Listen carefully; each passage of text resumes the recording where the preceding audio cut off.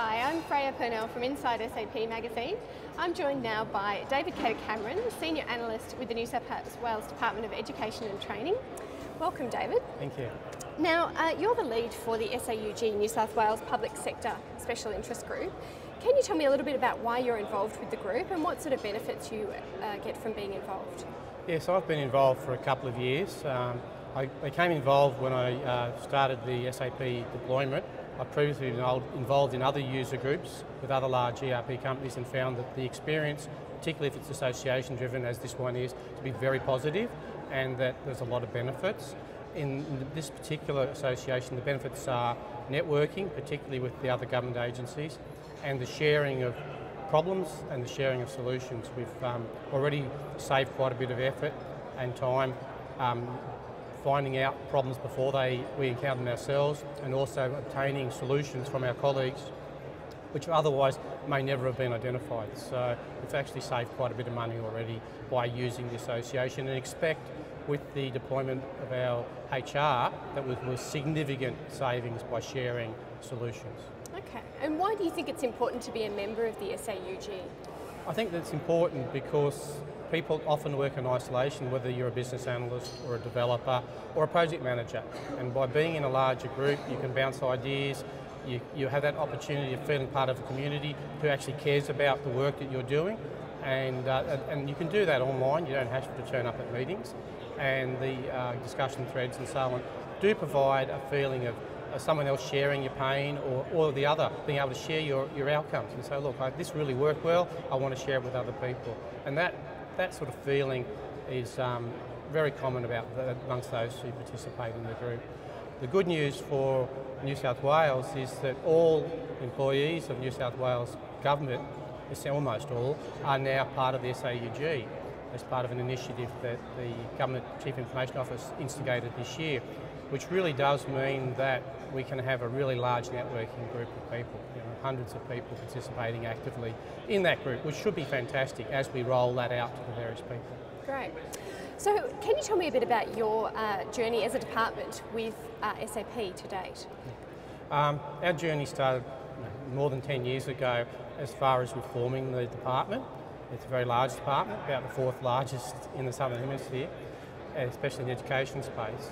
And in about 2006-07, it was determined we really needed to spend quite a lot of money and engage a large partner in putting out a major reform of our IT systems, particularly our admin systems. And after a very lengthy process, SAP was brought on board to deliver that to us, and we commenced that in late 2008. And we've been running now for those couple of years, and we expect to run for another 2 or 3 years doing the SAP deployments across all of the main corporate units, our regional offices, our schools and our TAFE institutes, covering all the main ERP products and CRM. And what are some of the benefits you're hoping to yield as a result of that implementation? The real benefits are around standardisation, quality, and the ability for us to have a solution that works wherever we are, even though our business activities are very different. It's been determined that we should be able to have standard processes, even if our procedures are different. Our processes should be standardised, and our support should be standardised. So not only have we deployed deploying a large enterprise resource planning solution, we've also split our retained business and our shared service business into 2 areas. And that massive program went live for the first stage in March. And so that reform is actually bigger than bringing in the new technologies. So with such a big program of change, how did you effect change, I suppose? Get the momentum to do that? It was very challenging. We've deployed our first release in March for the finance to some thousands of staff, and that was our learning curve for us. Deemed to be perhaps the easiest of our deployments, with the least resistance to change, and we learned a lot about what motivates people to participate in the change and to take up the new tools. And so we're on a learning curve. The real things that affected change were good engagement and participation of the business in understanding how they'll be affected and getting them to own that change. For our corporate environment, that's been challenging. For our TAFE environment, We've had very good engagement and we're expecting far greater uptake and ownership.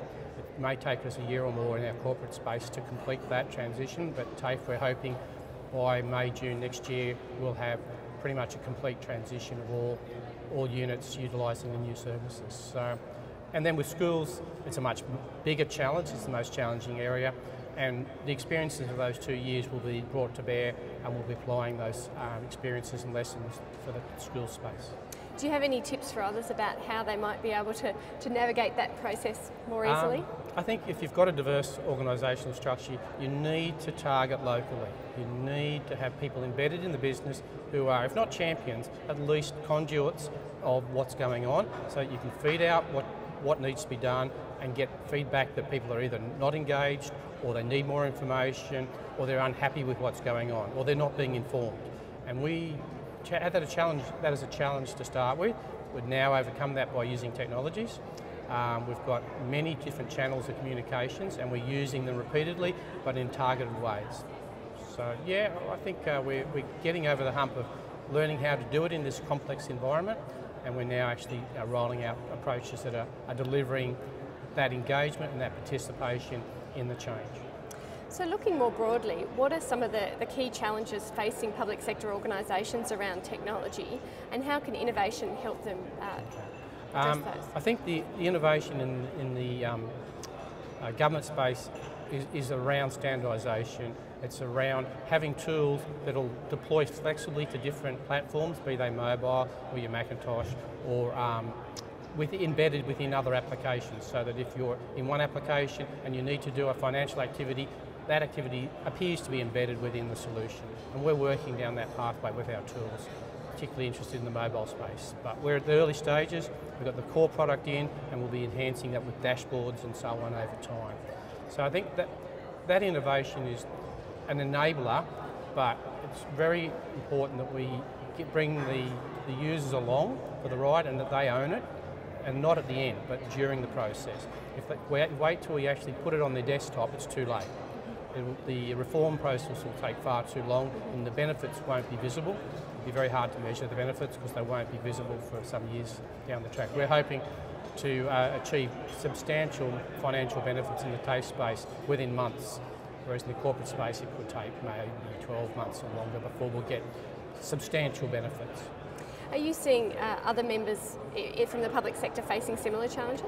Yeah, particularly the larger organisations who have been doing reform. We've got a massive reaggregation of agencies at the moment with our super agencies in New South Wales, and that reform piece is a change piece, but they're using the SAP technologies in most cases to help enable and to standardise and to simplify the transition of the technology, and then overlaying on that a realignment of process, so that people may not change the procedures, but they're using the new technologies, information's more centralised, more standardised, and the quality's improved, both of the master data and of the reporting.